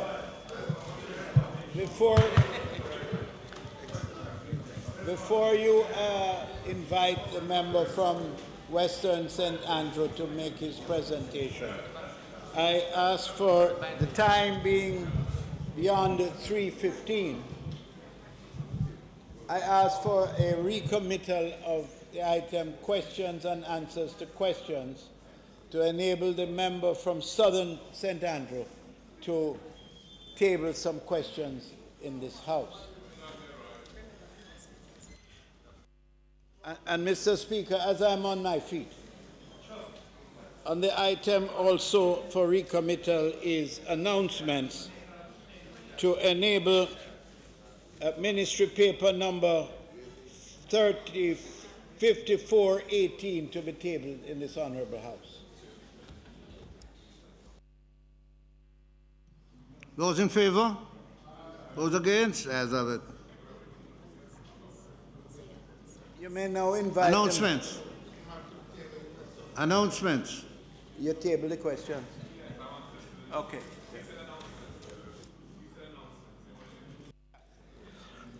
Mr. Speaker,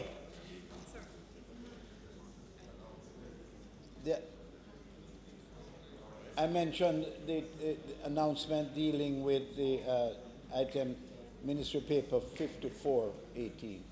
So I ask the clerk to. Laid on the table of the House today are the following: Ministry Paper number 54 of 2018 and Annual Report of the Administrator General's Department for the year 2016-2017.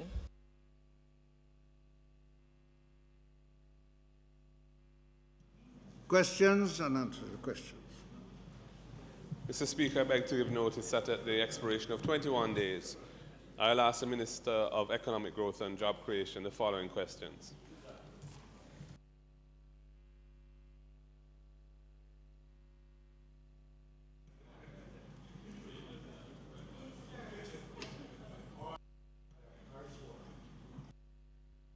Minister Simudo. Yes, Mr. Speaker. I invite you to ask the member from Western St. Andrew to make his contribution at this time.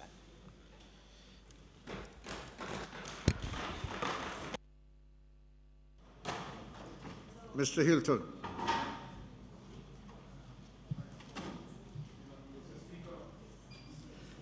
Even as I wait for the lectern to be brought to me, let me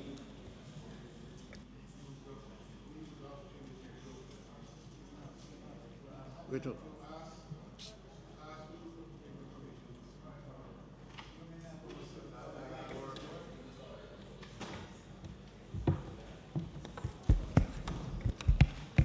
I request your permission, Mr. Speaker, to speak from a seat other than my own.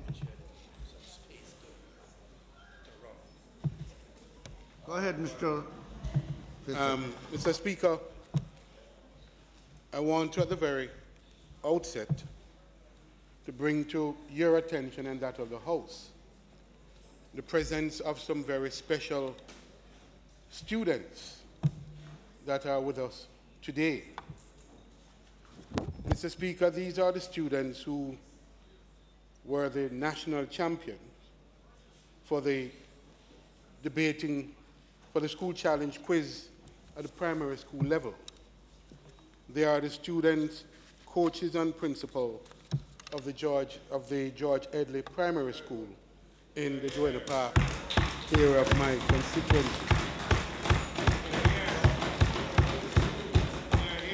And we welcome them to the House, Mr. Speaker, and on your behalf, and to say how pleased we are and proud to have them in our midst here today.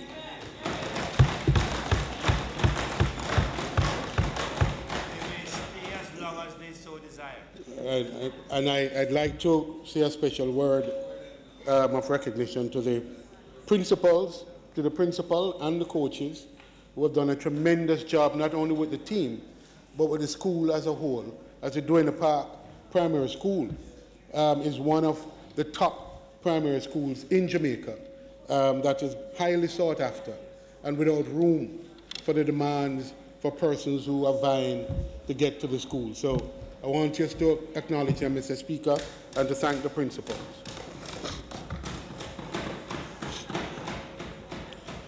Mr. Speaker, all praises to the Almighty, from whom all blessings flow.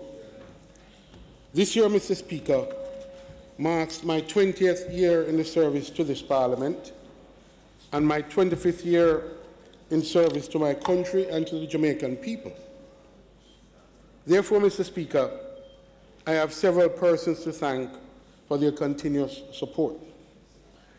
I would like to recognize in her absence, Mr. Speaker, my wife Judith and my daughter Nile, who continue to make the private sacrifices that come with public service. And Mr. Speaker, I don't know who gave whom what, but I am suffering from the flu and so is she. So she's at home watching this evening. Yes, it's him. I'd like to recognize, acknowledge. I'd like to recognize, Mr. Speaker, my immediate support staff, Roxanne and Grace, at my private law offices and the constituency office, as well as my security and driver.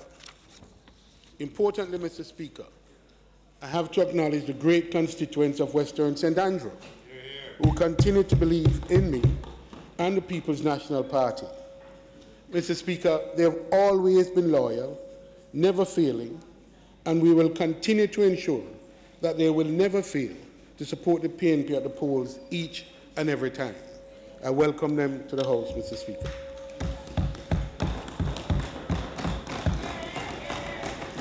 Mr. Speaker, I want to acknowledge my councillors. Councillors Hazel Anderson, the rose amongst the thorns, Councillor Byron Clark, and Councillor Norman Perry for their support in good times and in bad times. like to acknowledge my constituency executive members, some of whom are here today. But a special recognition, Mr. Speaker, to Opposition Leader Dr. Peter Phillips for believing I can make a further contribution in yet another challenging portfolio, that of development and national physical planning, with responsibility for the NHT, UDC, the SEZA, and the logistic project. I am, Mr. Speaker, and to you, Dr. Phillips, I am back where I started in public service, with you, Dr. Phillips, in policy review, and I'm honored to serve in your shadow cabinet. To members of my task force for helping me to feel comfortable with the new portfolio subjects. To you, Mr. Speaker, well, Deputy, but you can, you can transmit to the Speaker. To you, Mr. Speaker, whatever the disagreements there may be from time to time with your management of this House, you remain an agreeable person and quite cooperative with us most of the time. I do appreciate your service to this honourable House, Mr. Speaker, and wish you well. I do. Mr. Speaker, it is received wisdom that a failure to plan is a plan to fail. Mr. Speaker, Jamaica has seen the manifestation of that nugget of wisdom in its weak economic performance over the last 40 years. Our economy has failed to generate the rate of growth projected by economic planners nationally and within international organizations, International Monetary Fund included. The statistics, Mr. Speaker, tells a very bleak story. According to available data, Jamaica is one of the slowest growing developing countries in the world, registering real per capita GDP at an average of 1% annually. Mr. Speaker, despite Jamaica's outstanding achievements since 2013 in macroeconomic stability, fiscal consolidation, and significant reforms in the business environment, the anticipated increased growth dividend continues to elude our battle-worn people. Mr. Speaker, Jamaica's GDP growth rate last year was a paltry 0.9%, in line with the 40-year average. In the budget debate, and continuing into this sectoral debate, Mr. Speaker, we have been regaled with the many plans, programs, and projects that are going to deliver prosperity to a skeptical population. They are not impressed, Mr. Speaker. They are not hopeful, as they have seen these performances year after year. The question is, Mr. Speaker, are these announced policies, plans, and programs part of a framework for planning, or are they simply the product of a silo process? Are they sufficiently coordinated and properly integrated to have the necessary impact on it, or to achieve the projected outcomes? Again, Mr. Speaker, if we fail to plan, we plan to fail. Mr. Speaker, today I will look at Jamaica's physical or spatial planning framework and its implication for driving national development and growth in a sustainable manner. I will not focus on the work done by the Commission on Land, announced by the opposition leader, or trespass indelicately on the portfolio assignment of my colleague in the upper house, to whom the Land and Environment portfolio has been assigned in the shadow cabinet. Instead, Mr. Speaker, I will focus on physical or spatial planning as it impacts on land use and land development in sustainable ways. Mr. Speaker, the commonly held view among the planning professionals, architects and developers is that the current planning system is outdated at best and at worst broken. They often cite the following. 1.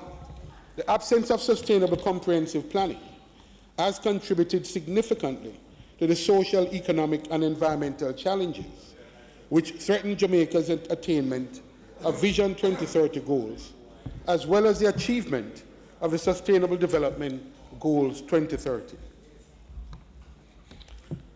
Number 2, sector plans are still being developed without the benefit of spatial planning, which could focus on the impact of these plans on communities, parishes, and wider geographic spaces. 3, inefficient integration and coordination across sectors, undermining the likely success of these plans. Additionally, waste of financial and human resources also results in missed targets and suboptimal national outcomes. Inefficient coordination between central and local government authorities results in weak monitoring and inconsistent enforcement of policies, plans, and regulations. And lastly, Mr. Speaker, plans which do not provide government with precise future direction as to amounts of social and economic infrastructure required to meet future needs. For example, the amounts of schools, industries, physical and social amenities, etc. Mr. Speaker, hence their conclusion that the current framework for spatial planning is deficient and in urgent need of reform. Mr. Speaker, the average Jamaican sees too often the lack of coordination between the National Works Agency and the National Water Commission. The NAA fixes a road here and immediately comes the NWC digging it up to lay a pipe. We expect these incidents to have declined over the years, but the fact, Mr. Speaker, that they still happen is cause for great concern. Mr. Speaker, it is important that we examine the current situation facing the Urban Development Corporation, the UDC, an institution with a glorious past, with planning, designing, and execution of some of Jamaica's most viable urban centers and strategic rural towns, while preserving the natural environment, traditions and customs, and spurring economic development. The UDC, Mr. Speaker, is synonymous with the growth and development of Jamaica's infrastructure, and over the past 5 decades of its existence has played a pivotal role in shaping and transforming Jamaica's landscape and positively impacting the lives of Jamaican citizens. The corporation's major projects over the years, Mr. Speaker, have included those in the designated areas of Kingston, Waterfront, Elshire, Caymanas, Ocho Rios, Montego Bay, Negril, and Falmouth. Mr. Speaker, today, by its own admission, the corporation faces a very uncertain future and needs urgent reform. Notwithstanding its challenges, Mr. Speaker, the UDC has some of the most competent and dedicated staff. The historic mandate prescribed in the Urban Development Corporation Act of 1968 is for the corporation to advance development through planning and designing urban environments in designated areas. It was charged with preparing, developing, and implementing plans for urban renewal and rural modernization in collaboration with other town and country planning agencies. In accordance with the provisions of its parent act, the UDC is empowered to acquire, hold, and dispose of land relating to subdivision and the development and construction of roads, buildings, etc. Mr. Speaker, if the UDC has this cadre of professionals in planning, architecture, engineering, financing, and building, substantial land holdings, said to be somewhere in the order of 2% of all lands owned by government. We must then ask, what is the urgent challenge facing the corporation? Mr. Speaker, the UDC has been reviewed both internal and external by both internal and external teams. They have concluded that, and I quote, the planning model by which the corporation operates has serious constraints, short-term planning horizons, cyclical interruptions, financial resource constraints, insufficient monitoring and evaluation, lack of integrated planning, and unavailability of requisite supporting policy framework for achieving its mandate. The result, Mr. Speaker, is that the organization, by its own admission, is unable to execute sustainable development in a meaningful way across Jamaica. Consider that inadequate development planning in Jamaica has resulted in a myriad of planning problems: urban sprawl, environmental degradation, planned and unplanned development in ecologically sensitive areas, increase in the incidence of crime and violence, poverty, and other social ills. So, a new approach is needed. Mr. Speaker, in calling for a new approach towards planning in Jamaica, the concept paper titled Reforming the UDC contrasts its own situation with that of the similar Urban Redevelopment Authority, the URA, of Singapore. The point of comparison was not accidental, Mr. Speaker, since it is common knowledge that the then Prime Minister of Singapore, Lee Kuan Yew, visited Jamaica in the late 60s and drew heavily on the UDC's legislative framework in the establishment of the URA in Singapore in 1974.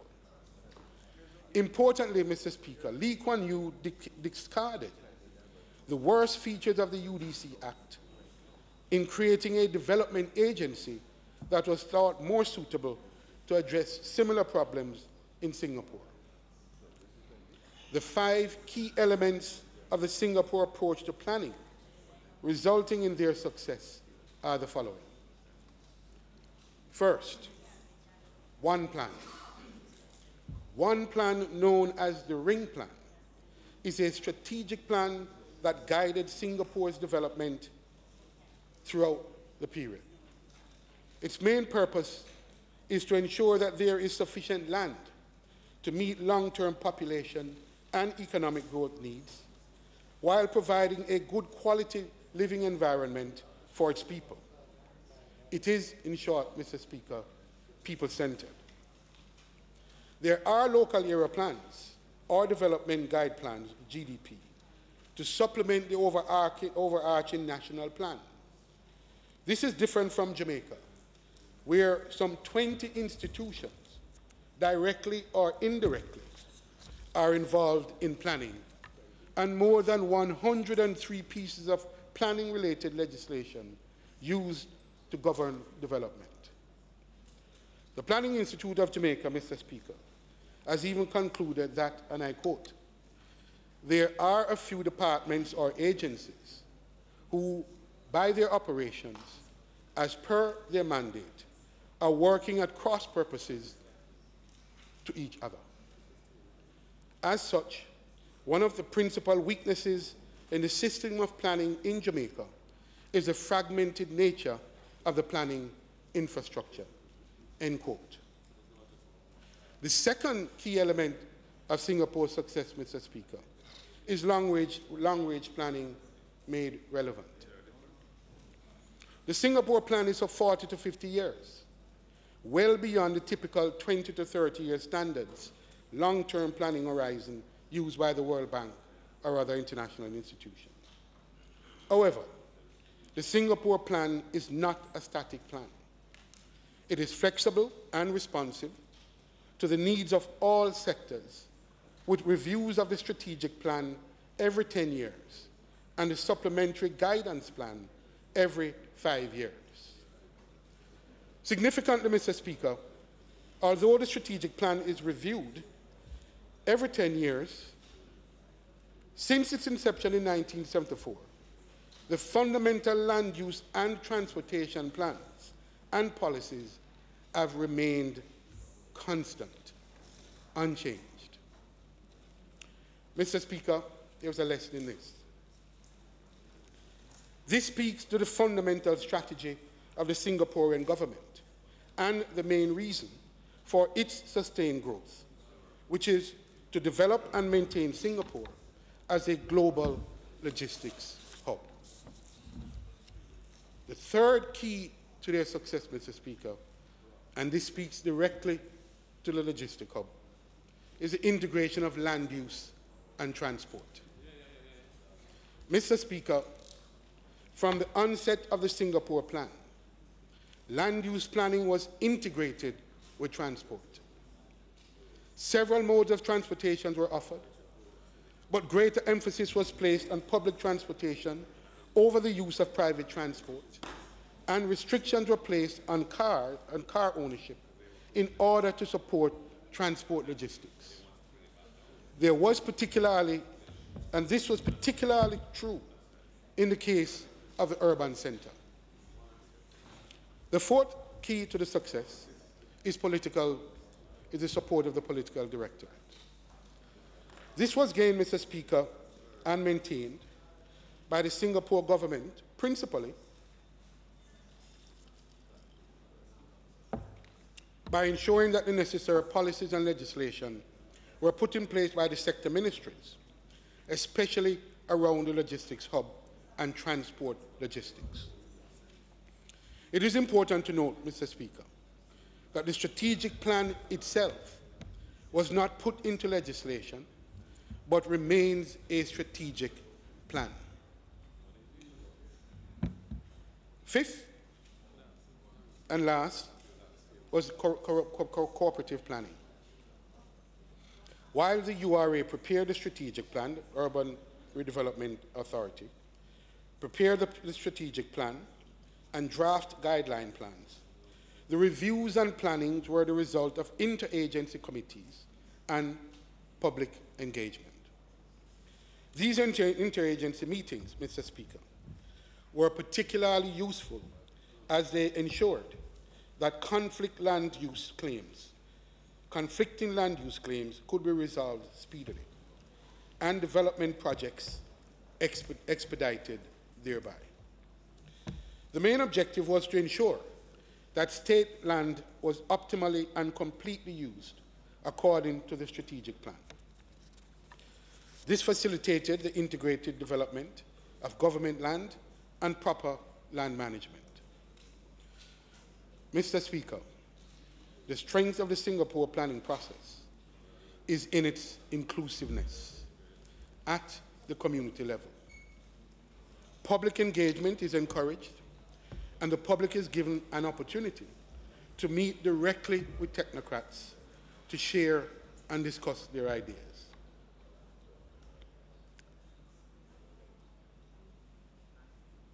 In this context, Mr. Speaker, we'll review what is being called the new urban agenda. Mr. Speaker, Jamaica's obligation to make the development of its cities and towns sustainable is enshrined in the new urban agenda, which recognizes a role for stakeholders in land use planning and management decisions, impacting the various levels of decision making, including at the community level, urban centers, and townships. Indeed, Mr. Speaker, Goal 11 of the agenda requires local government planning processes to include civic organizations and professional groupings, as well as the average citizens in land use and management decisions, in keeping with GOJ's obligation to include making human settlements, cities and towns safe, resilient, and sustainable. To achieve this goal, Mr. Speaker, the active participation of all relevant actors, particularly residents in these settlements, is mandated. Mr. Speaker, an expanded role for the UDC in the redevelopment of cities and towns across Jamaica seems to be constrained, if not negated, where its governing statute exempts the organization from having to engage in meaningful consultations with stakeholders, including affected residents. To its credit, Mr. Speaker, the UDC does engage stakeholders in consultation on planned projects, for example, the controversial Eros Park development. The question remains as to the legal obligation it may have under the terms of its governing statute, notwithstanding an international obligation the government of Jamaica may have under international law. Mr. Speaker, the current trends locally and internationally and globally, we must reform existing legislation which exempts government agencies, particularly those in the planning and development areas, from having to engage stakeholders in meaningful consultation. So that aspect of the UDC plan that years ago we thought was so necessary and needed is now being questioned. And therefore, Mr. Speaker, the point remains that there's urgent need for review. Mr. Speaker, on the evidence presented here, I think we can all agree on the following. One, Jamaica's planning system is outdated and deficient. Two, the deficiencies in the planning system have undermined development and growth in the economy, leading to a host of social ills, including crime and violence, urban decay, squatting, environmental degradation, poverty, etc. Three, the deficiencies has further served to undermine the effectiveness of critical development institutions, such as the UDC. Four, the case has been strengthened by the Singapore experience, which adopts international best practices in involving stakeholders at both national strategic and local planning levels, resulting in guidance for local actors in the system. Mr. Speaker, I highlighted the strategic policy choice that the Singapore government made in placing logistics at the heart of its planning system. It has ensured that all other policies, plans, programs, and laws revolve around the key strategic objective of Singapore remaining as a node in the global supply and value chain. Mr. Speaker, there are obvious developmental benefits of having a strategic planning framework involving both national and local planning, coupled with our international obligation to ensure sustainable development of our cities, towns, and communities. The opposition, Mr. Speaker, is calling on the government to urgently put in place a review mechanism involving the opposition, planning professionals, non-governmental groups, and the private sector to assist in the process of quickly developing a national spatial plan as the basis for rebuilding and updating our deficient planning system.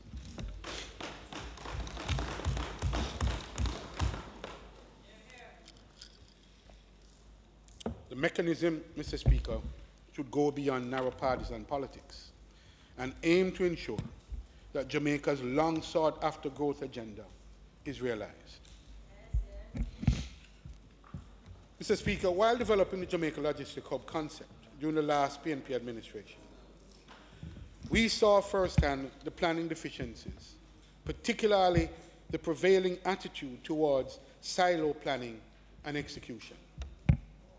As a result, the decision was taken with the strong support from the then Minister of Finance and Planning, the now leader of the opposition, to commission a master plan of the initiative with World Bank support. Mr. Speaker, I am more than pleased that the master plan has been completed, and I am elated at its key findings and recommendations. As the Minister who initiated the Global Logistic Hub initiative and the master plan, I am very pleased to have received a copy of the plan ahead of the announced tabling in this Honourable House. Mr. Speaker, I'm not here simply to defend my vision, nor am I here to brag that the master plan and industrial analysis were commissioned by me. Rather, I'm here to defend Jamaica's right to grow and to develop.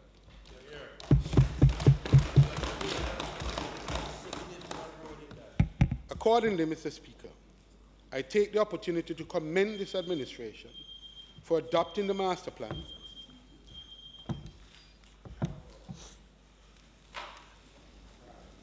Members' time for speaking has expired. House Leader. I ask that the House approves an extension of 15 minutes to enable the member to complete his presentation. Those against? Ayes have it. Let me thank my colleagues for their consideration. I was saying, Mr. Speaker, that I take the opportunity to commend this administration for adopting the master plan and further to take steps to ensure that the policies, plans, projects and programs contained in it will have the chance of being implemented at least in the short to medium term. Critically, Mr. Speaker, the master plan confirms the validity of the Logistic Hub initiative and its potential to drive growth in the Jamaican economy. It projects the anticipated level of investments at US $28 billion, creating some 87,000 direct jobs, 400,000 indirectly, and utilizing some 3,900 hectares of land across Jamaica. All this, Mr. Speaker, is to be achieved over a 30-year time frame, but with much to be accomplished in the first 5 to 10 years of implementing the master plan.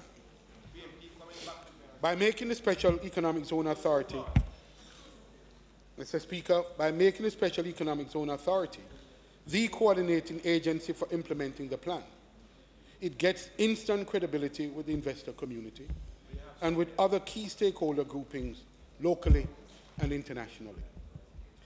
Mr. Speaker, I must sound a word of caution concerning the need to build capacity urgently within government to ensure its timely implementation, but also to build capacity among our unattached youth for skills training.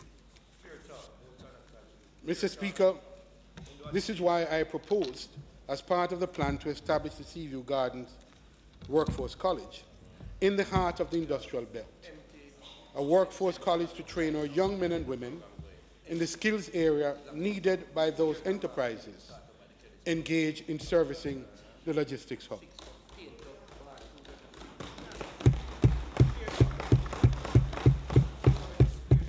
Angela, even the Prime Minister, his youths are also welcome, all of them are welcome. Prime Minister, I must say that while some progress has been made towards making real the proposal in the short term, our partners in the project, who are the potential employers of those persons obtaining their certification, are anxious to get going. It's been almost 3 years, and the stakeholders are impatient, Mr. Prime Minister. I need your help to make this happen in the shortest possible time.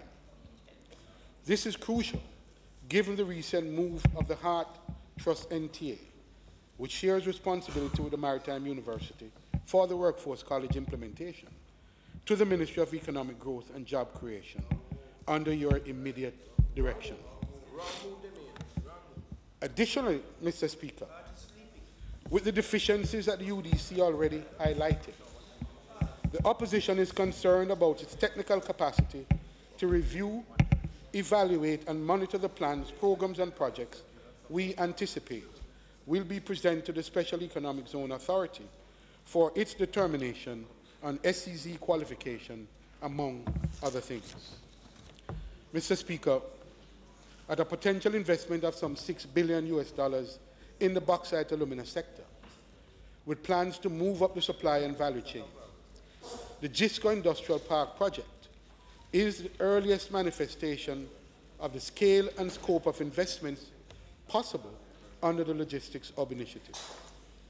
While the project is obviously welcomed by the opposition, given our role in negotiating GISCO's purchase of Alpart, and former Minister Paul will need to take a bow, during the last administration, the concerns raised earlier would be accentuated here as well.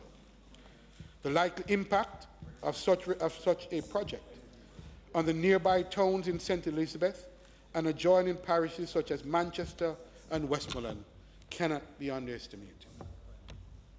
The impact on the physical infrastructure such as roads, schools, houses, health facilities, etc., could be far-reaching, and not all positive, I may say, Mr. Speaker.